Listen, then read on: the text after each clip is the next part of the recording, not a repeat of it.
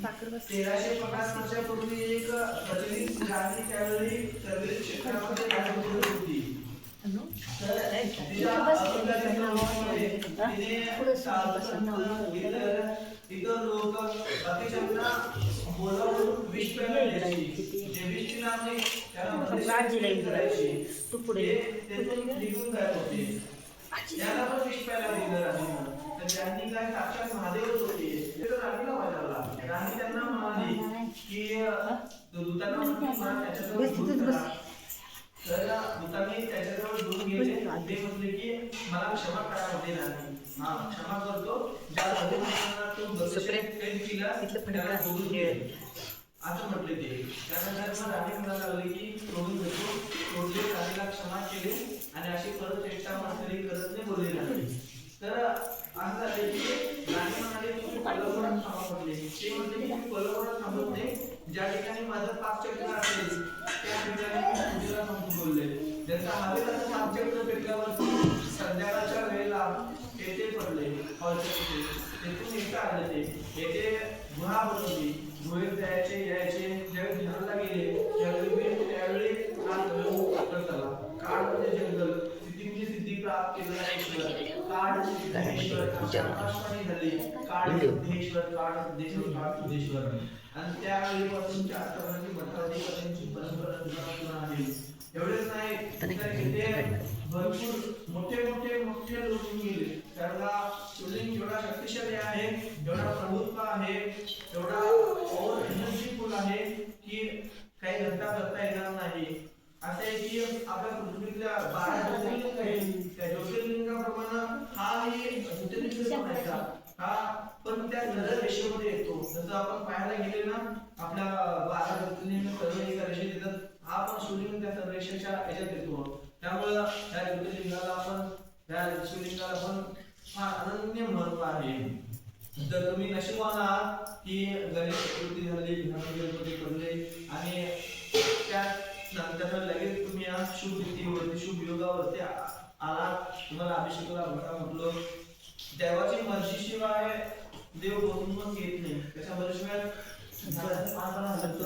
तुम्हाला बसून घेतला. तुमच्या आयुष्यामध्ये काही कल्याण होणार असेल, भरपूर काही चांगल्या गोष्टी घडणार असतील म्हणून तर तुम्ही बसतात. नाहीतर कुणाचं मन वगैरे जातात. ज्यांचं कल्याण होणार आहे ते बसतात.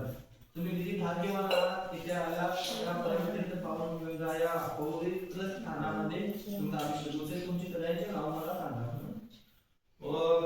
जरा थोडंसं दूध दे घाला आणि परत पाणी म्हणून दूध घ्या.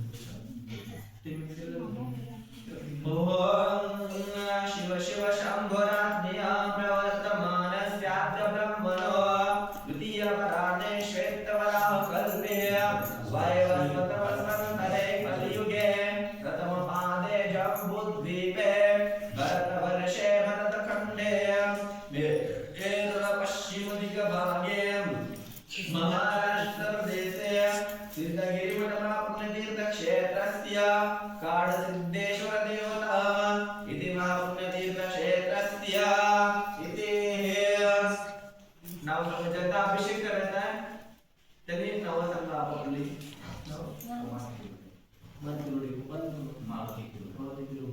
नामधारस्य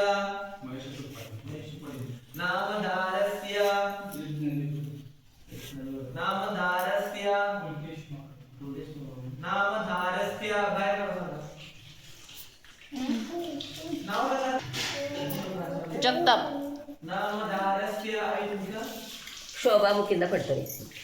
मुकिंदा पडतरे मिस्टरांच्या मुकिंदाची जाबा पडतरे.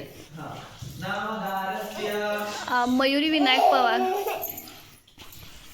पप्पांना विनायक पवार. हां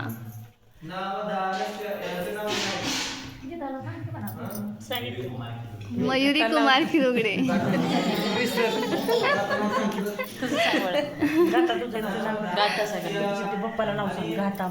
विद्या दिलीप कदम. विद्या दिलीप कदम. नामधारस्य पंढरीनाथ फडतरे, नामधारस्य मनकाबाई मोहिते, नामधारस्य इंदुबाई फडतरे, नामधारस्य सुनंद जगताप, नामधारस्य गाथा मोरे, नामधारस्य सुमन सस्ते. नामधारस्य आई तू राहिलं कोणाचं नाव? राहिलं का नाव कोणाचं? नाव सांगितली? नामधारस्य कीर्ती पाटील, सांगा प्रतिमा नामधारस्य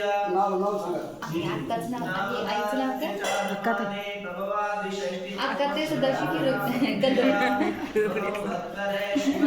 कदम.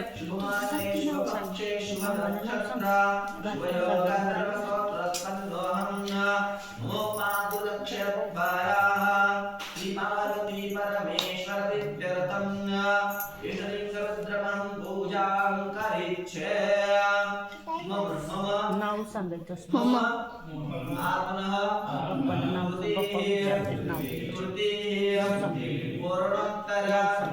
शास्त्रोक्त सर्व संपद आयुः आरोग्य ज्ञानदं लाभादं क्षेमादं कुटुंबियानां क्षेम अर्थ काम मोक्ष मोक्षप्राप्त्यर्थं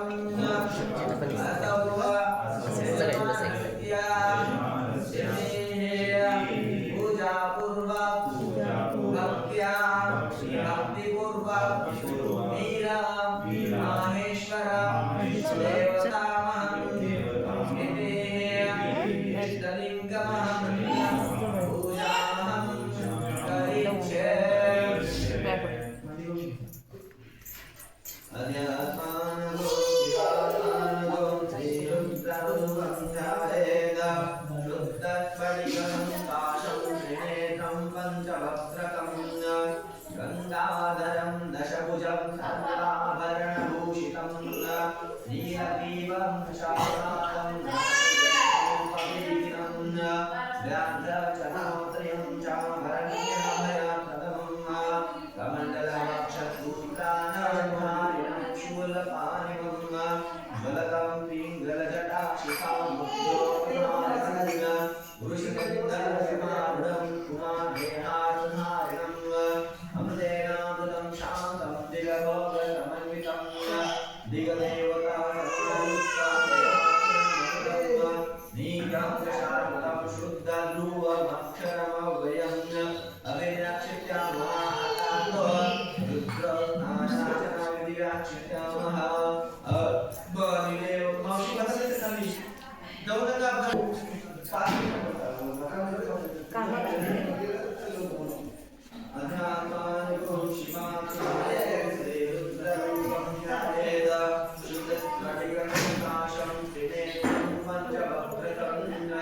गंगाधरं दशभुजं सर्वाभरणभूषितं नीलग्रीवं शालाकं नागयत्नोपीतिनं व्याघ्रचरोत्रयं